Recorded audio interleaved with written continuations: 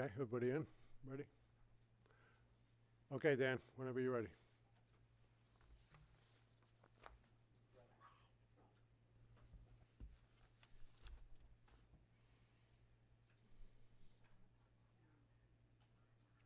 We good?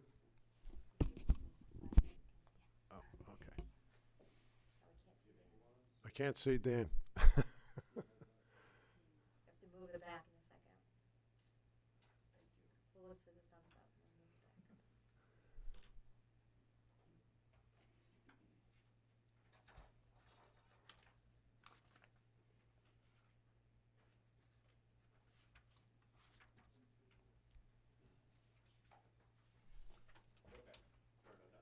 back. Good? Okay, good evening, everyone. We're going to resume the meeting, and please join us for the pledge. I pledge allegiance to the flag of the United States of America and to the republic for which it stands, one nation, under God, indivisible, with liberty and justice for all.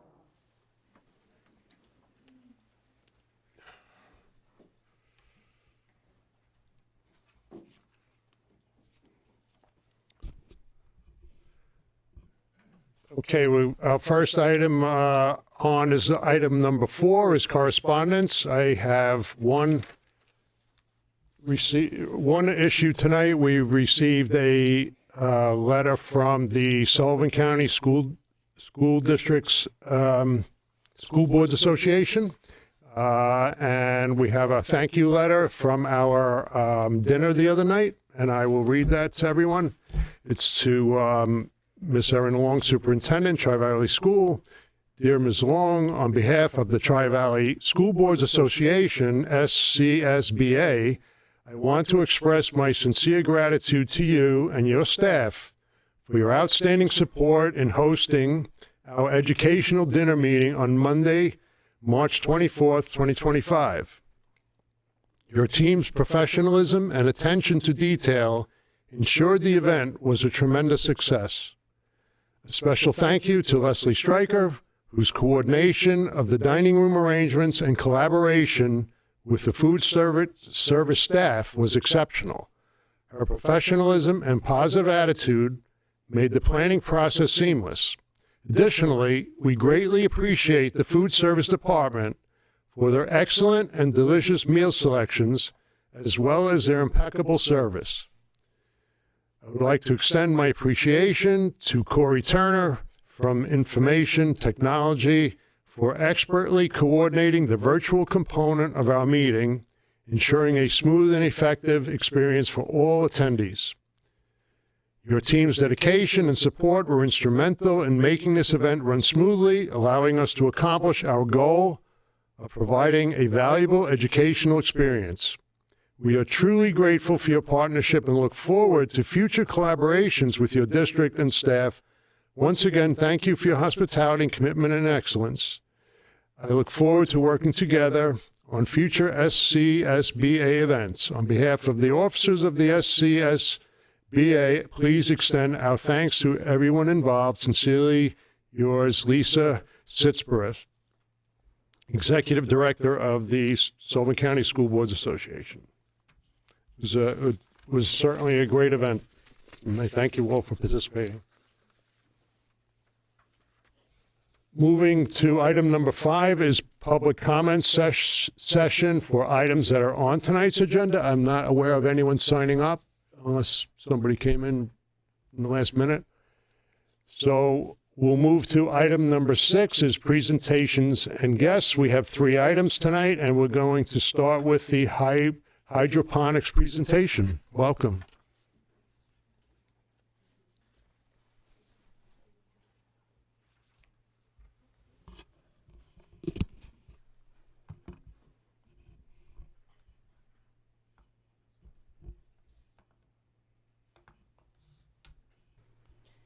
Good evening, everyone. I'm so excited to be here because the last time I spoke to you, I was able to show you the collaboration space and talk to you about the kickoff. And today I'm here to kind of show you what we've done these past few months. So here's Mrs. Gillis's class. And, at the end of the lesson, we asked the kids, what did you learn? And Grace, who's here, she goes, when you do hard work, it feels like you completed a masterpiece. So I just really felt like we had to encapsulate that on the slide because the pride and seeing the kids and how proud they were in themselves was just amazing. With me, I have Mrs. Gillis from second grade and Mr. Tembis and some of their students who are going to help us present tonight. Good evening. Hello, my name is Lou Gillis, and I have the privilege of teaching second grade. Along with me tonight, I have two of my students, Grace Harb and Eddie Bennell. And we're going to be talking about hydroponics and our flex farm, which there's one right behind you with all the green lettuce there. I am by no means the expert. Before we started this, hydroponics, I had no idea what it was. I do now. But I'm going to turn it over to the real experts, and that's my students. But before I do that, Mr. Tembis is going to introduce his experts too. Good evening. I'm the 5th and 6th grade science teacher in the elementary school. I brought with me Alexandra Horton and Amaya Mead. They were two 6th graders that really excelled when we were in the program. Plus, they had a lot of enthusiasm, so they were two that I asked to come to present to you so they can kind of share how excited they were through this whole process.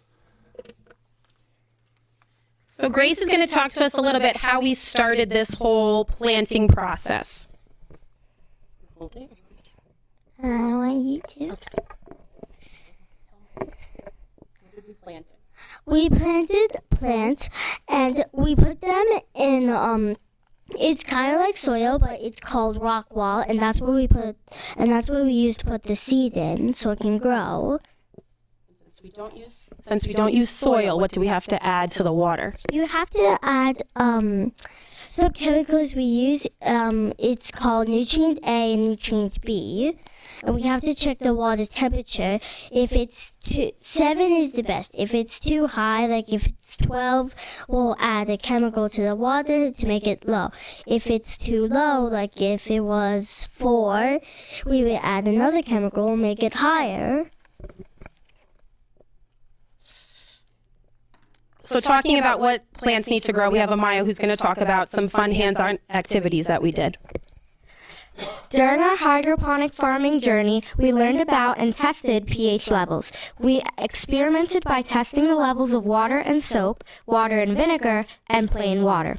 The water was a level 7 on our pH guide, meaning neutral. The water and soap was a 9, which is more to the alkaline side, and the water and vinegar mixture was a 3, putting it almost all the way to the acidic side.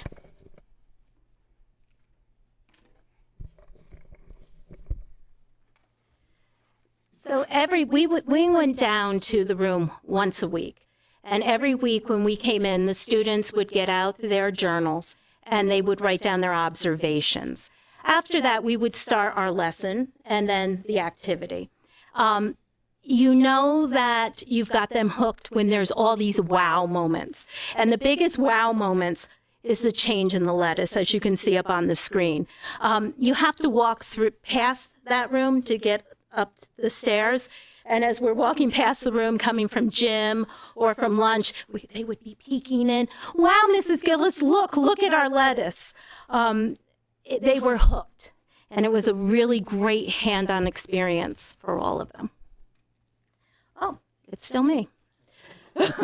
So then came the grand finale, and that's the harvesting. But before we did that, we had to do a little leg work in the classroom. So we pulled in some ELA. I read to the students a book called The Gardener, which is actually written in letter format. And using this, we did some lessons on letter writing. So each student wrote a letter to their parents about their experience and what hydroponic farming is. And along with that letter, after we harvested the letter was hooked to the pouch of lettuce and it went home with them. And right now, Eddie is going to read with you, oh, I do have it, his letter that he wrote. Hold on one second, Eddie. My class grew lettuce in a hydroponic farm. It is not outside, it is inside. You can cannot use soil or air. Love, Grandpa. Love from Eddie. Love, Grandpa. Great job. So all the students wrote their letters, harvested the lettuce, and was able to bring it home and enjoy a nice salad with their families that night. So obviously, we've got some benefits about hydroponics, and Allie's going to touch on a few of those for us. Some benefits of hydroponic farming include saving space, water, and the ability to grow crops year-round. Each small farming panel can hold up to 48 plants. Water is recycled throughout the system. With the ability to produce crops indoors, it's easier for plants to grow in the winter months. Overall, hydroponic farming has many benefits. It was such a great experience to create this collaboration space because the kids really got to get together, form groups, work together, and problem solve to try and figure out what needed to happen next or how they could work together as a team to get the best results. So one of the things we focused on with the sixth graders, I had the opportunity to bring all 59 of them down. Each period I'd take a different class and we'd go once a week. And we focused more on trying to integrate it into all the different subjects that we possibly could. So even though I taught science, we went down, they read some nonfiction articles and some fiction articles, and we worked on things like text-dependent questions, making inferences that would carry over into their ELA class. We also practiced writing some summary statements on the articles and what they observed. We did a little bit of math work. We'd measure the leaves and chart down how much it grew from the last time we were in there. And then we added in a little technology as well, where they got to learn to use Google Sheets, and we started tracking data in there. And then our next step is to take that data and we're going to show them how to apply it and use graphs from there. They had a great experience also. Every time we walked in, we got the wow moments too of how much it grew from the previous week that we were in there. So it was a really great experience for them, and I'm very happy we got to be a part of it. Thank you.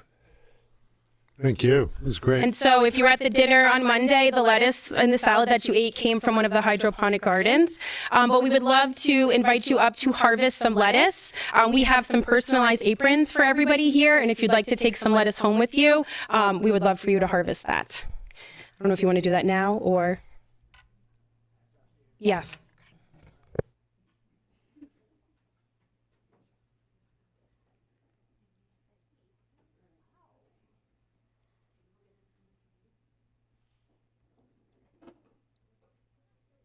Could I just ask the older students what their favorite part of this project was?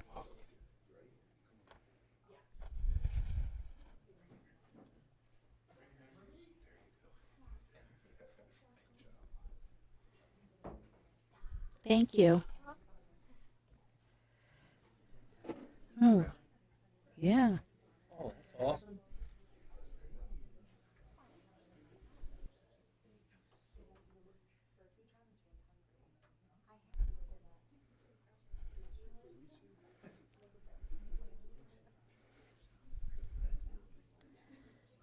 Mr. Tembus, may I ask your older students what their favorite part of the project was? Something got dropped under the chair. Will you? Okay. Go ahead. Our favorite part of the hydroponic farming experience was each time we went in the room, seeing how much the lettuce grew each day.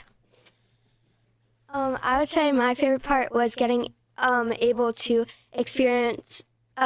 experiment with the pH strips. We dipped them in water and got to see their pH levels. I have a question. Is this on? So is this concluded for this school year, or are you going to continue to grow throughout? So we're going to continue to grow. We're going to work with some more second grade classes and maybe experiment with some different herbs that we can grow along with some lettuce. We can grow 20 pounds of lettuce in 28 days. So we've also, on one of the salads last week that was offered, they used lettuce from our hydroponics. And now some CDOS students are coming down and also working with us as well. So I see this, turning into a district-wide thing happening. Excellent. How many of these Gardens? gardens do we We currently have 2. 2. Yes. Are there plans to get more? I would love to.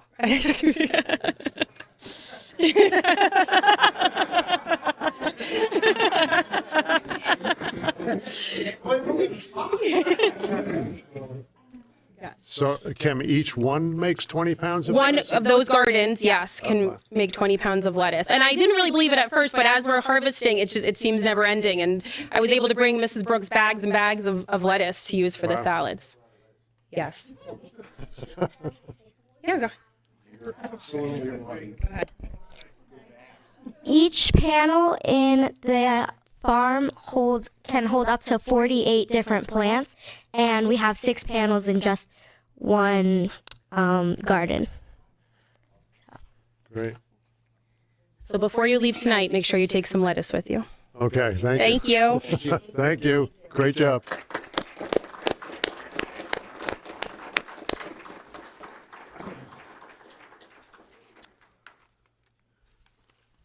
Thank you. So moving to item 6B is the Scholar Athletes presentation.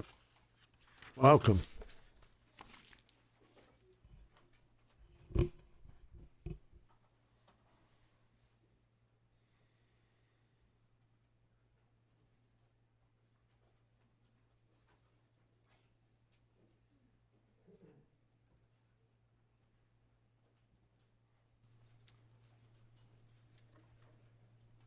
All right, so good evening, everyone. At the conclusion of our winter season, it was time to submit our Scholar Athlete teams and individual awards as well.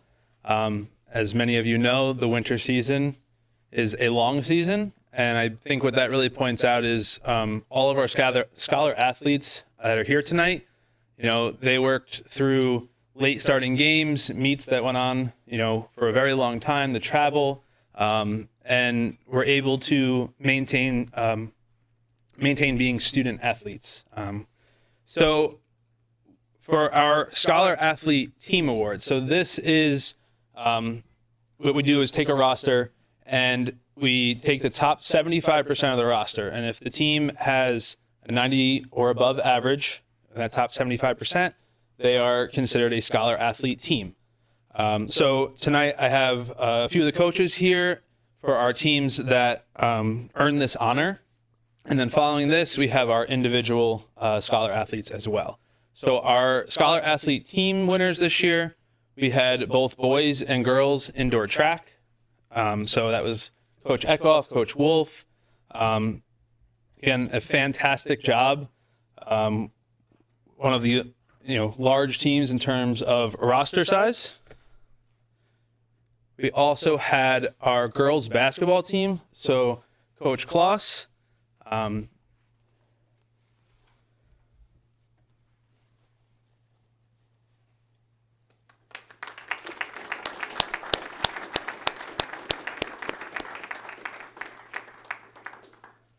addition to those teams, we also had our boys varsity basketball team, Coach Irwin, who's here tonight.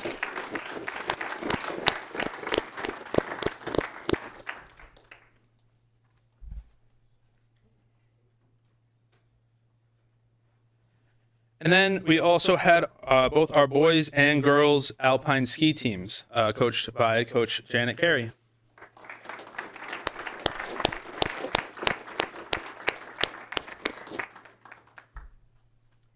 And so from NISFA, each team that wins the award gets the certificate, again, from NISFA. And now moving on to our individual Scholar Athletes. So every student that earned a 90 or above is a Scholar Athlete. Excuse me, from NISFA, they all receive a Scholar Athlete pin, which Miss Eberly will be handing out. So if you wouldn't mind, when I call you up, if you could come up, receive your pin from Miss Eberly, and then at the conclusion of this, if we could meet by the lower gym to snap some photos, I'd appreciate it. So we had 56 total scholar athletes for the season, so that's fantastic.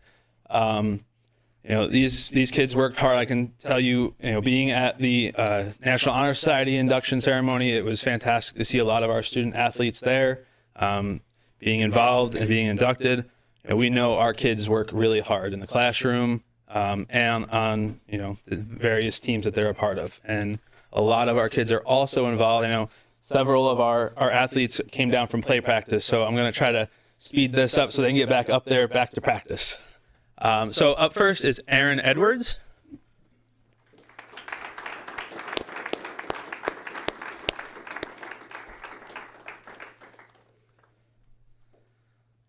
Abigail Roof.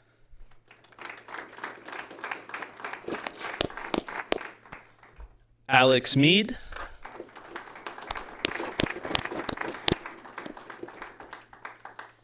Allison Chevalier. Andrew Kelly.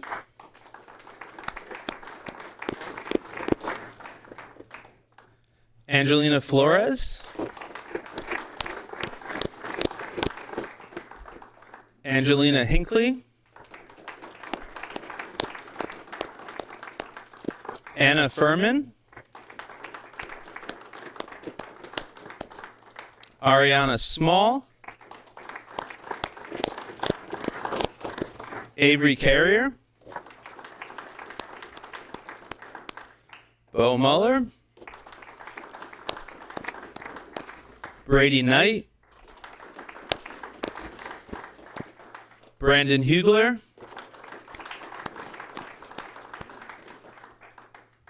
Bryn Poley. Kaylin Babcock. Caitlin Manel. Kalyan Harashmovich. Christopher Prusalis.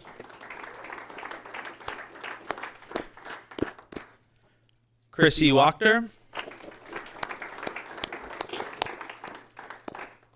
Dakota Berlinski. Dakota Evans.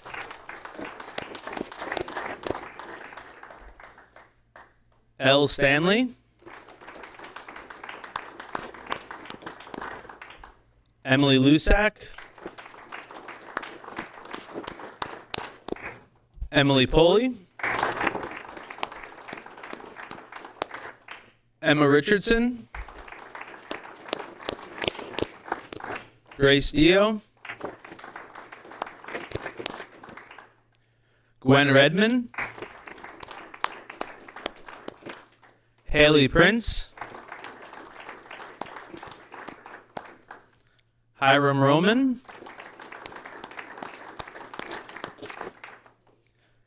Jay Patel.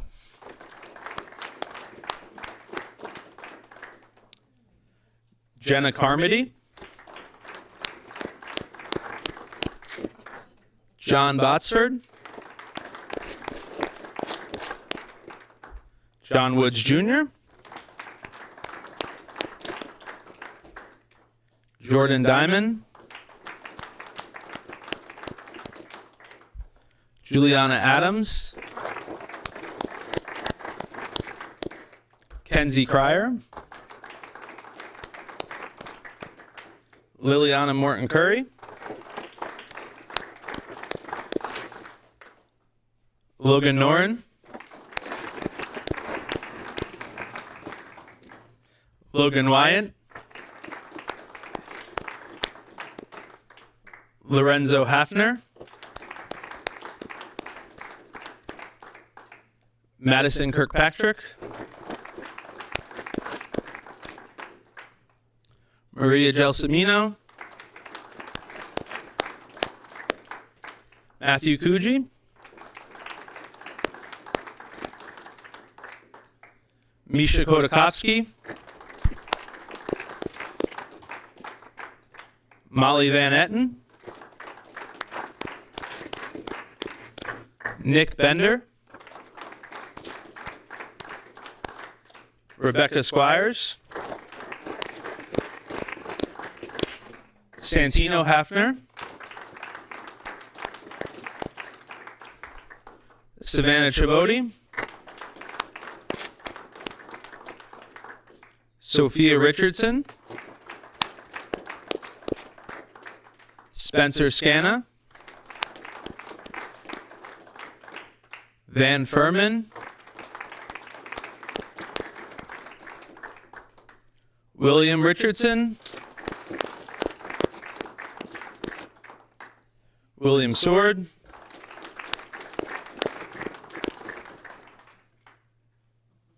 Wyatt Morton, and Jan Zuliazowski.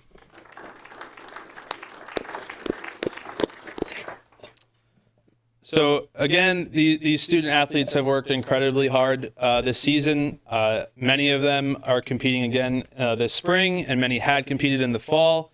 We have many repeat scholar athletes from the fall to the winter, and we had a lot of really successful seasons.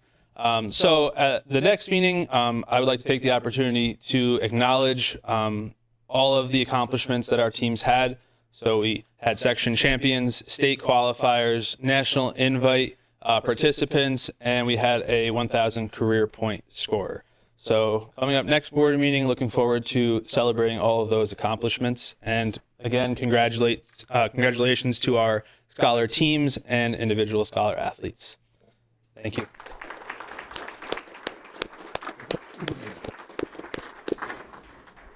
Thank you. Moving to item number 7 is the superintendent's report from Ms. Oh, yes, we have a budget. I'm sorry, we have one more. Item 6C is the budget presentation, program component presentation.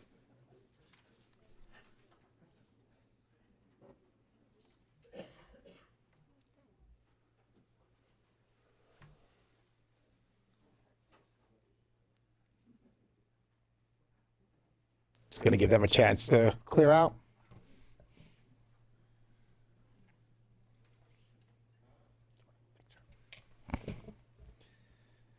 It's always the worst. You have to follow students and great accomplishments, and then I have to bore you guys with numbers, but let's get started. Okay, so tonight we're going to present the administrative component and the program budget component. And those expenses are everything to do directly with student education. So it's salaries and benefits for all the classroom teaching personnel, supplies, materials, services, anything that a school needs for teaching, education for our campus students, interscholastic and extracurricular, transportation, youth programs, and employee benefits to the employees that are directly involved to teaching students. Everybody's involved, but directly in classrooms are associated. So before we begin, I just want to look at our enrollment trends. We are slowly going down. So we're down 20, and this was taken on what would be called Beds Day, these numbers. So just so it's a consistent time of the year, because you have fluctuation throughout the year. Okay. So salaries and benefits. We expect to have a little bit more tweaking with right sizing. We're possibly going to have somebody leave that we're not going to replace. Possibly on there.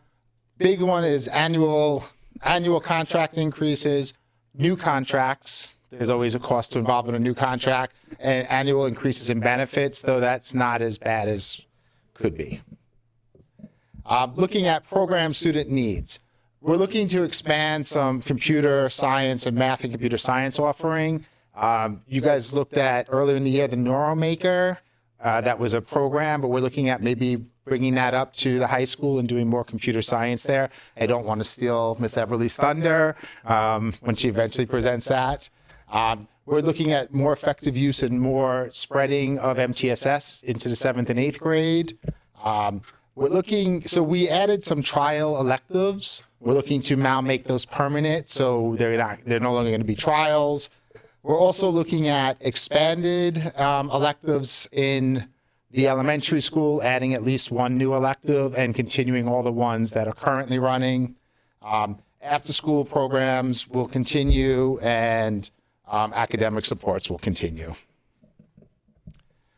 Special education, one high-cost student is graduating. This is a student who's in a residential placement. It's a high cost to the district. And we are going to continue with the same self-contained special education grade bands that we currently have. And there's possibly one more high-cost student that might be helping us, but that's not a definite. Okay. Just some of the other things, technology. We were able to fund some technology projects earlier using ESSER funds, which helped the budget for this year. Things that we were looking at as a multi-year plan. The replacing of those switches was a 3-year plan. We were able to do that in this year. So that saves money from the budget. We also, and then we also have the devices to go one-to-one if we ever have to have a remote learning day. If there's ever, we run out of emergency closing days, we have everything we need to go one-to-one. A lot of that was also through there. We're also looking at really, not just in technology, but everywhere, really sending things through BOCES where it's aided and we're going to get money back. It's a real focus we were doing a little more this year, and it's really going to be a focus next year. Anything we can buy from them, we're getting back 27%, I think it is, for next year we'll be getting back. So anything we could buy through them, 27% back the following year will help us. We also have a library E&L program, which at some point will be presented to you more about that. Not for me, because that's not my thing, but it's, we're funding that and we're doing more with that. Okay. I don't know what I just hit. What did I hit? I got it. Nope. It's not in display mode, but all of our athletic teams are, we're continuing all our athletic teams based on enrollment. And that really shouldn't be enrollment, but it's interest in students. Just look at all our scholar athletes. That's a great commitment. It just shows how important sports are, but how also it helps drive education. So we're continuing everything there and all the extracurricular clubs. The Model UN Club, which was kind of added on a trial-ish basis, will be permanent. And, if there's any extracurricular clubs that we might be able to fund in that work, we would do those. Okay. Transportation, there are CPI increases. They haven't announced that yet, but, just kind of looking at this current number, we can get a judge of where it could be, but they go off of the May CPI number, and that's not released yet. We are looking to purchase a school vehicle for smaller group trips, most likely a new minivan. We need a new minivan for our courier, and what that'll allow is we'll keep the one for all the trips around campus, because that's a lot of wear and tear. The thing barely warms up, it's idling and just moving around campus. And the new minivan, if we go that way, will be for if our courier needs to go to Liberty or needs to go somewhere. But where the real savings is if we have a smaller group trip, we have 3 athletes going somewhere, versus renting a bus that can cost $1,000 to $1,500 to bring 3 or 4 kids somewhere. If we have to do a home visit, if there's conferences that admin are going to, if we have to move, if a student has to be moved for some reason, a BOCES student is getting off at 12 because there's for a certain reason, and we're running a bus out there every day at a cost of $300 to $500 every day, we'll save, and we think we'll pay for that van in 2 years, which I think will be a great benefit to that. All right. Why do I keep hitting this button for? Oh, you're good. Okay. Employee benefits. There's a very slight increase in health insurance premium, but shifts of the plans and employees' costs. So The employees are going to be contributing a little bit more, and some of the people are now going with single that were family. Overall, we'll have a decrease in health insurance costs, which is a nice thing, and not something you get to say that often. There are slight increases to dental, life, and disability insurance. Those numbers are nowhere near the health insurance numbers. All right, here's the part that everybody actually needs to see. Our budget proposal. We're looking at going 2.09% increase. And that's kind of across, that is across different, that's across the three segments. Okay. And that is hard to read. I apologize. Our proposed revenue. So we've had a decrease in state aid. It's not a lot. We've had a decrease, but we have a lot of increase in interest earnings, and we're projecting to be able to use that increased interest earnings. Our BOCES aid refund. So we purchase slots earlier in the year, and then we get money back for those if we don't use them. We expect that to increase year to year. And then the applied fund balance, we're trying to roll that money over to lower the tax levy on our taxpayers, because ultimately we need to be able to teach our students, so to give everything we need for the students, but we also want to put as little possible burden on our taxpayers. What we're looking to do is go out at a 1.99 tax levy. We could have gone as high as 3.37. But obviously we're trying to, we're looking at where we can save money and lower costs to the taxpayers. And remember that a tax levy does not mean that's going to be your tax amount. There's equalization rates. We have multiple towns across multiple counties and how they're assessed. So that's 1.99 does not mean what your tax is going to change as a community member. All right. Are there any questions? Is the minivan aidable? Could it be purchased that way in some manner that we designated a certain name? So possibly. I think we can, but I don't want to commit to that, but I believe we can. And that would be something that we would definitely do, getting back that rebate. Yeah, that's something that we would look at. So if you're buying it through the bid list, we should be able to, and it's something that we would try to obviously get aided. Yes. Would you put up that last picture? Yep. In reference to interest earnings? Yep. Why the disparity between 24 and 25 and 25 and 26? Those were the projected interest earnings for last year. We ended up with higher numbers than that. That was Mr. Whitaker's past budget proposal. Enough said. Yeah. Thank you. Yeah. And honestly, no one knows what the interest is, but that number may even be able to come in higher. That's our goal. We're really looking to maximize money next year, really maximize interest.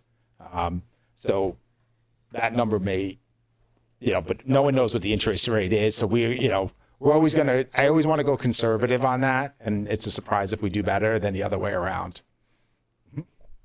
Any other questions? I have a question. So at the beginning of the school year, and I'm gonna beat this horse, I'm telling you, college credits. So our kids, when they graduate here, should have the best of education. And for the local community to keep having to pay for these college level courses, it's astronomical for a family, especially if more than one child that are on the accelerated track, or more than one child taking college level courses. Is that figured into this budget at all as far as higher level educational courses for our students? Because last time I brought it up, it was like, oh, we need to readdress this at budget season. So it's now budget season, so I want to make sure it doesn't fall to the wayside again. So I will share, I was at the government's meeting last week in the county, and the president of Sullivan County Community College spoke about the partnerships that he is building with our local school districts, and he's actually been to all of our schools and toured. And he knows this is a push coming from the schools as well. There are 2 schools in the county that are subsidizing the college credits for the kids. That is something that Rich and I can go back to the drawing board at and look at. The commissioners given permission for school districts to cover that. So it wouldn't be any type of gift of taxpayer funds or anything. But I know he's working on several proposals along with county resources and partners to help assist with that funding. I mean, the savings for families when these kids actually go to their post-secondary education is substantial because they're transferring in 20, 30 credits. And if you went to the National Honor Society induction this week and you see the number of courses and the credits that our kids are actually have the benefit of taking here at Tri-Valley, it's astronomical. I think one child is graduating with 43 college credits. That's like a year and a half of school. So it's substantial savings for the children because it's their secondary education when they leave here to not have that burden financially that, they can take, that we could try to assist them with here in their home school. And then the other thing I want to bring up is you had mentioned athletics and interests, like the budget's based upon interest and the number of kids in participating in specific sports.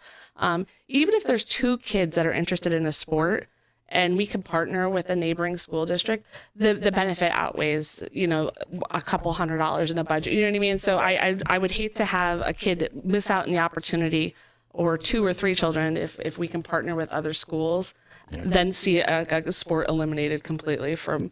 No, I agree. We budgeted to be 100% every sport. I'm just saying that if we don't have the numbers or they can't do the merger, but it's budgeted for every sport. Okay. Yeah, I was just saying that in case that doesn't happen, but every sport is budgeted. I'm just putting my opinion on the record. So no problem. But yes, no, they're all budgeted. Questions? Will we be getting a copy of this? Excuse me. Will we be getting a copy of this to review Yes. the total budget as Yes. it's being presented? Yes. Thank you.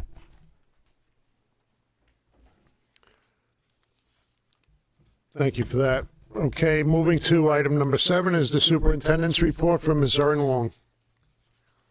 Thank you very much. I do want to thank our hydroponic lettuce project presenters. That was incredible. And certainly, as they said, we enjoyed their lettuce Monday night at our dinner. And it's just so amazing to see this authentic learning happening for our students and having them engaged in such sustainable projects. Also, I want to really shout out to our scholar athletes. Not only are they excelling in their academics, but also in their sport. And you're looking at like 10 to 14 hours a day, 5 days a week, 6 days a week for these kids to participate. And not only in high school is it a wonderful thing, but talk about the balance of life it gives to kids. And so impressive. Monday night, we held the Sullivan County School Board's dinner here. It was an absolute shining light on our entire district. And it was the work of many hands to pull it off, but it was just filled with bear pride. I was so proud. Jackie Schilderkraut was our guest speaker. She is the executive director of the Regional Gun Violence Research Consortium with the Rockefeller Institute of Government. And she provided us with some pretty insightful information and more practices with trainings. I attended the second regionalization meeting with the Sullivan BOCES team last week, and we are currently reviewing the final draft of the regionalization plan, which is due to the state next week. We are waiting for the final budget from the state. Both the Senate and the Assembly have given their proposals to the governor, which really does work in the favor of schools. And it does take a lot of considerations from that Rockefeller Institute study. So we're hopeful for a slight increase in our foundation aid. Recently, our security supervisor sent a survey to our staff to talk around safety in our buildings. And our safety team has a meeting next week to break down that data and then to organize the remainder of our drills for the school year. Mrs. Eberly, Mr. Krzyzewski, and I met with Mike Kelly from the Grahamsville Fire Department last week. The fire department will be putting on a demonstration, a mock DWI event for our students the week of the prom. We are also planning to hold an impact discussion with our district attorney, Connedy. These are the foils that we have received. Foil number 33 we received on March 9th from Janet Diamond for purchase request reports and detailed activity reports for the 23-24 and 24-25 school year for all federal fund budget codes in ESSER 2 and ESSER 3 and all warrants for the funds for the 23-24 and 24-25 school years. On foil number 34, on March 10th, we received a foil from Cindy Mickelson For student enrollment in grades 7 through 12, the number of teachers in grades 7 through 12, the name of each teacher and certification area, the number of classes being taught by each teacher, and the enrollment in each class.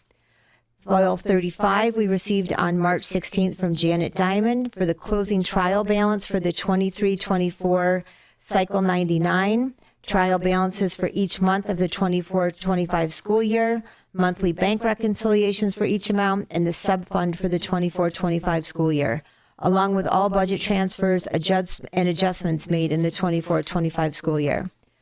We received FOIL number 36 from Cindy Mickelson on March 17th for the salary and job description of the Assistant Superintendent of Business, the salary and job description for the treasurer, the amount of monies paid to Robert Whitaker and list of tasks performed in the 24-25 school year, the amount of monies paid to Martha Turbush and the list of tasks performed in the 24-25 school year, and the amount of monies paid to Sullivan County BOCES for services of Lorraine Poston and a list of services provided to Tri-Valley during the 24-25 school year.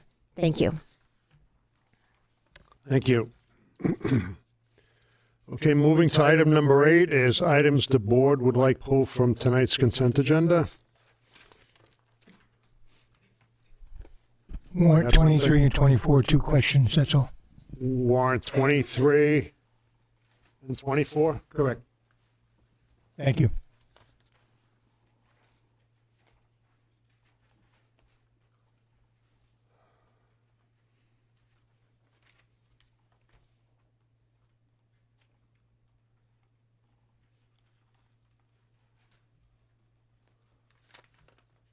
Okay. We will move to the consent agenda, and then we'll address the two separately. Are they for different issues or? No, the same one. Do you want to know the numbers of the? No, not. Invoice We'll do that number? once we get. Okay, thank you. Okay, well, we're going to move to item number 10 is the consent agenda. I'm sorry, it's 9 is the consent agenda. Can I have a resolution to approve the entire consent agenda with the exception of 11B and C? We'll do them separately. Motion. Second. Motion by Rose, second by George. Please proceed to vote. We want to do this by hand? This one, or? We can do this online. Okay, it'll be online. Aye.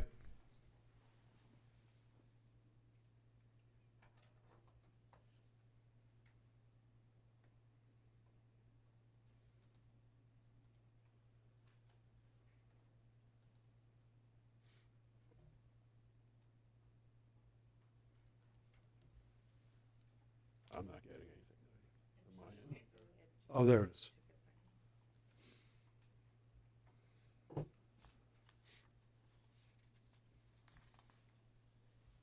That's unanimous. That is unanimous. Thank you. Be it resolved upon the recommendation of the superintendent of schools, the Board of Education approves the entire consent agenda categories 9 through 12, with the exception of 11B and 11C. What's that? Should be 14, not 12. 13 is personnel and 14 is miscellaneous. So we took, okay, so it's 12, 13, not 14. Okay. Categories 9 through 13.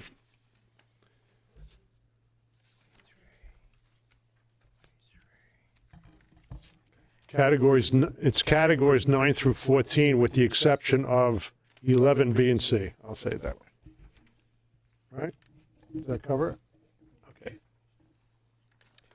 Okay, we'll start with 11B.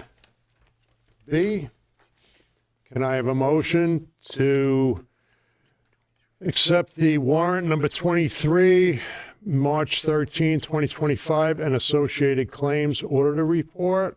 I need a motion. Motion. Motion by Rose, second by Pat.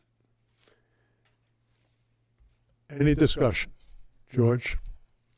Yeah, I might have misspoke. It was warrant number 22 and number 23. 23. The So- purchase of, Well, wait a minute, we're doing 23? At the moment, we're doing 23. one has something to do with the other. Unfortunately, they're tied together. But are we doing 22 and 23 or 23 and 24? It's just, 22 and 23. all right, so it's not 24, it's 23, 22 and 23. You I said stand 23 and corrected and 24. evidently not. Okay, Thank you. all right, we got that? All right, so at this moment, we have warrant 23 open. So we're going to discuss that one, and we'll go to 22 separately. So go ahead. Specifically has to do with the $28,379 worth of fans. I understand that the state came down with a edit that we have to meet a certain criteria and temperature. And Can I don't mean to interrupt you. Is that warrant 22 or 23 you're looking at? Because I think that's I'm warrant looking at, 22. they're both the same. That's why I said I'd like to do them together. This is, it says number 23, the one I'm talking about now, and the other one is number 22. Okay, so it's 23 has this, that's, okay. So which one you want to talk about? 23 is the one that Okay. is open for discussion at the moment. And only 23. Yeah, I'd just like to talk about why we have to buy them. And it comes down from the state as a requirement to meet a certain temperature. And that comes without any funding from the state. And each school has to come up with that money. And it is substantial. And I understand that the school went ahead and bought them through some funds that we had in another source, which is a good idea. And it's good that we did that because we don't know if that source from the federal government is going to be coming down the pike again, and also through the state. So yes, that was good forward thinking that we did that, but it's sad that we have to do it. And it's just one thing more that the state mandates schools to do and don't come down with funding. And it takes us away from the budgets that we're proposing. And it takes away from the academics of kids learning. So I applaud you for thinking ahead, applaud you for thinking and using the funds that come from the federal government that we had. And I thank you for that. Any other comments? Okay, so we're going to take a hand vote. All those in favor? Yay? That is unanimous. Okay, that is unanimous. Be it resolved that upon the recommendation of the superintendent of schools, the Board of Education accepts and approves warrant number 23, dated March 13th, 2025, and the associated claims auditor report in the amount of $259,783.38. So we're going to backtrack and we're going to go to item number 11. It's actually 11A, which is warrant number 22. Can I have a motion for the approval of warrant number 22, February 22nd, 2025, and associated claims auditor report? Motion? Motion. Didn't we pull 24 though? So that still has to be He approved? corrected it. He wants it to be 22. But we voted first. Oh. So I think technically 24 was already pulled when we voted, right? 22 was already voted on. Yeah. Oh, that is true, yeah. Yeah. We I have to think we have vote to on approve 23. 24, And that's it. 24. 24, and that's it. Do you have something to say about On 22? warrant 24? No. Okay, so the one that's on the table would be, the next one would be warrant 24. 22 is already done, so you're not going to be able to go back. So I'll bring it up and warrant the one we just did then. It's already done. It's been voted on and it's done. There's no point in bringing it up. I just want the public to know that we spent another $45,000 for another 47 fans for the same issue. I just want the public to know that. Okay, And it came out of federal funds. okay. For forward thinking, that was great. Thank you. Sorry for the confusion. We're going to change your name to Chaos. All right. I own it. We're going to go to 11C and warrant number 24. Okay. I'm going to need a motion for the approval of warrant 24, February 2025 payroll and warrant and associated claims order report. Motion? Motion. Motion by Rose. Second by Tammy. Carrie. Was that you? Oh, Tammy, it was you? Okay. It wasn't Travis. Tammy. It's Rose and Tammy. Any discussion? Please proceed to vote by hand. All those in favor? That is unanimous. Okay, be it resolved that upon the recommendation of the superintendent of schools, the Board of Education accepts and approves warrant number 24, February 25, 2025 payroll warrant, and the associated claims auditor report in the amount of $433,878.63. Okay, moving to item number 16 is old business.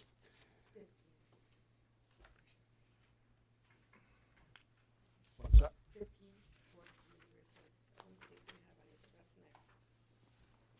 My agenda has 16 for old business. Is that adjusted? All right, let's see. Oh, I thought that was, board committee reports. Oh, I got you. All right, I got my marker in the wrong spot. All right, so my apologies. Board committee reports is item number 15, and we have nothing to report this month, right? It's going to be? Do we have policies coming to us soon?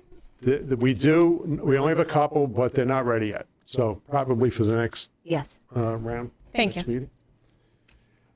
And that would be for this item 15, right? Mm-hmm. So we'll move to item 16 is the amendment of the 2025 to 2026 academic calendar. It is in action. Can I have a motion to approve the 2025 to 26 academic calendar? So moved. Motion by George. Second. Second by Travis. Any discussion? What was the amendment? The amendment was we only had 181 days in the calendar. We needed 182. And so we took that May 22nd, which is leading into Memorial Day. And then it'll probably end up being a snow day give back or an emergency day give back. Okay, thank you. Anybody else? Anything? Okay, please proceed to vote. Aye.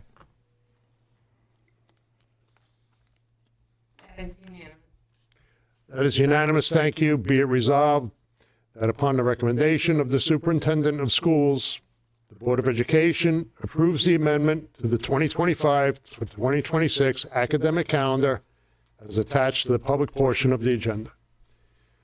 Moving to item number 17 is public comment session for items that are not on tonight's agenda. I don't have anyone signed up. Moving to item number 18 is announcements, reminders, and upcoming events. Does anyone have anything to discuss? Okay. We move to item number 19, which is new business. We have two items, A and B, and we're going to do A is the approval memorandum of support. It is in action. Can I have a motion to accept the approval of the memorandum of support? Motion. Motion by Kerry. Second by Pat. Any discussion? One quick question. Is it more powerful for all of us to individually sign this letter when you send it to the legislator? We, all of the superintendents have written the same letter, and then we shared it with the government meeting last week. So all of the legislatures are also including on that. And we've got probably 15 people at the state it's going to tomorrow. If you would like to individually sign, we could make that happen. I think the power is in the numbers, and we have many, many, many schools in our state that are going to advocate for this. Would Anybody else? would it be appropriate to read that in public, for a public hearing it? Since the board's going to sign it. We could. It's a posted. It'll be posted in our minutes. Would you like me to read it? I think it's great, Sure.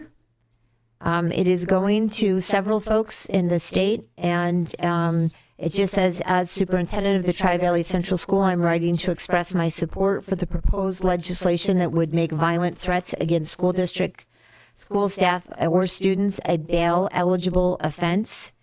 As a school district in Sullivan County, I have seen firsthand the disruption and fear that school threats create in my school community. An incident at the Sullivan West Central School several months ago where an individual responsible for making threats was released and able to return to school property the same day underscores the urgent need for stronger protections. Schools should be safe havens for learning, not places where students and staff live in fear of violence. Threats of violence cause school districts to divert valuable resources towards heightened security, school closures, and increased social emotional support. These threats place an undue burden on the students, families, and staff.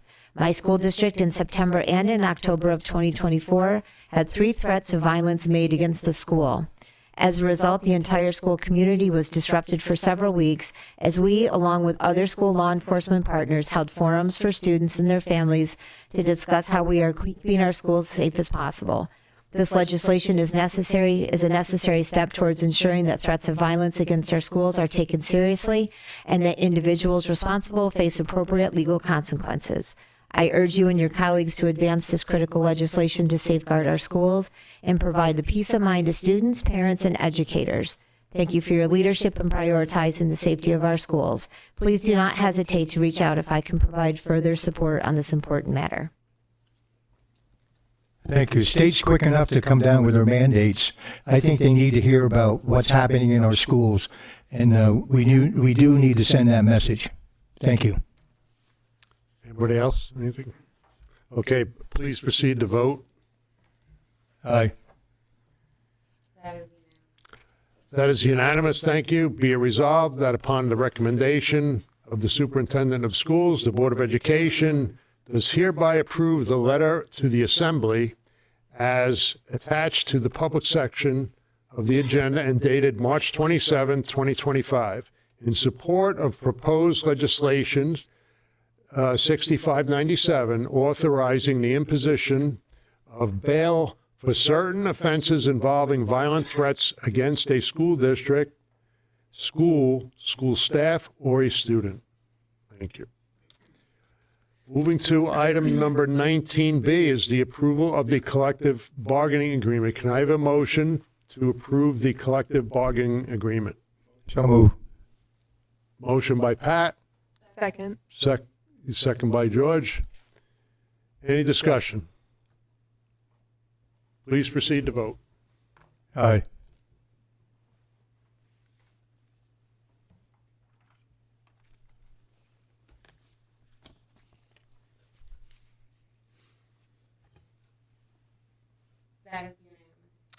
That is unanimous. Thank you. Be it resolved that upon the recommendation of the Superintendent of Schools, the Board of Education does hereby approve the 2025 to 2030 collective bargaining agreement between the Tri-Valley Central School District and the Tri-Valley Teachers Association. Congratulations. Moving to item number 20 is the board comment session. Go around the room. Who wants to start? Oh, it's one's I one guess we side like of to the wait other. for George to go last, right?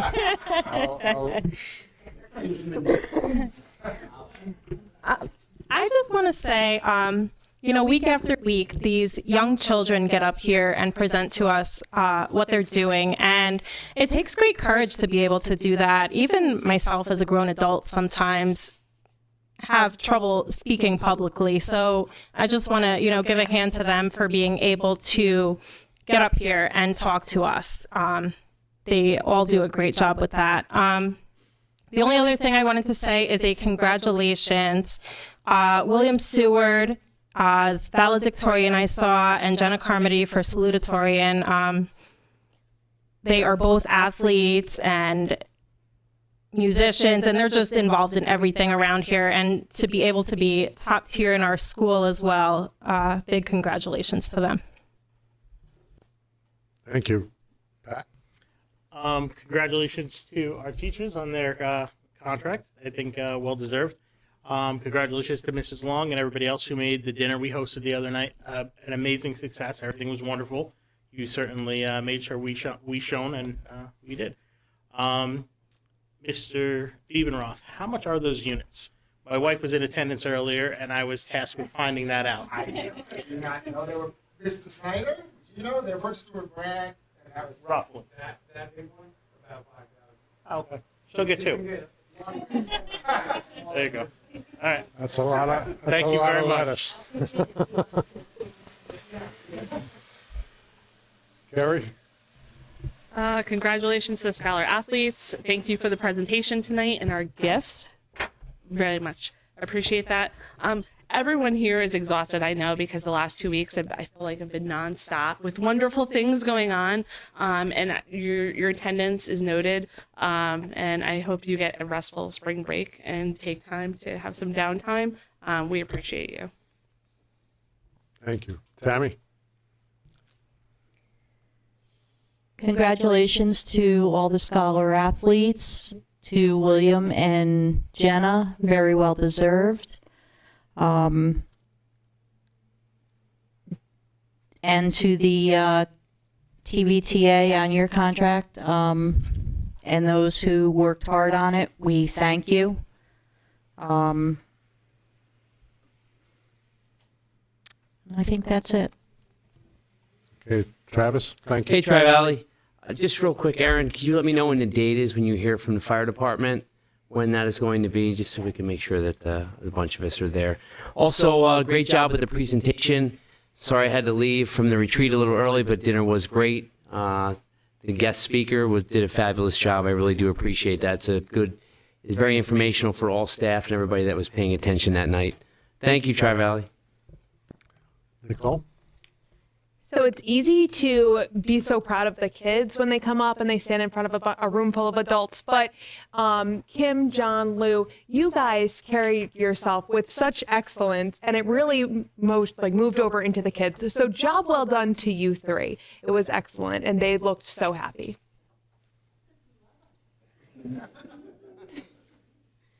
Thank you. George? You sort of took up all my well wishes, but I will go on the financial note. We haven't had a report from the maintenance or the building department here since 2.5 years.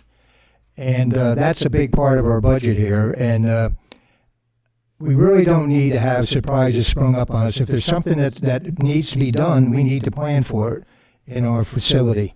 So I'd like to hear from them, or whatever the superintendent wishes, for the next meeting, because it does go in part of the budget.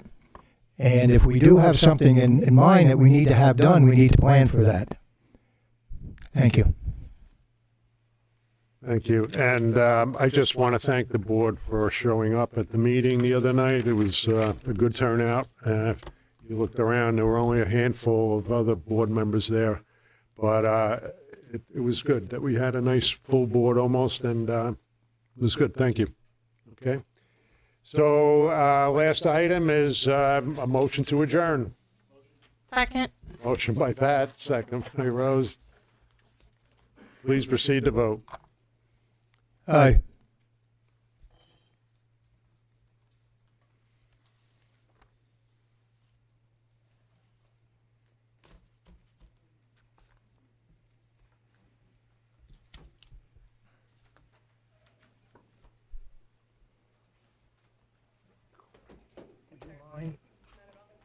Thank you.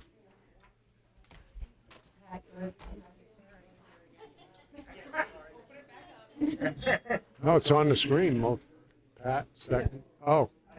Oh, you didn't? Oh. Unanimous. That is unanimous. Thank you. It is 8:13.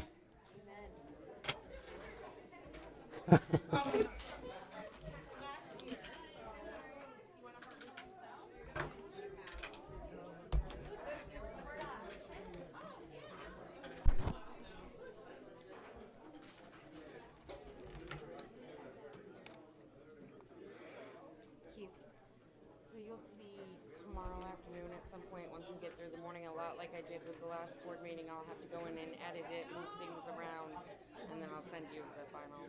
Okay. That's fine. Thank you. I'm sorry. I tried to get him.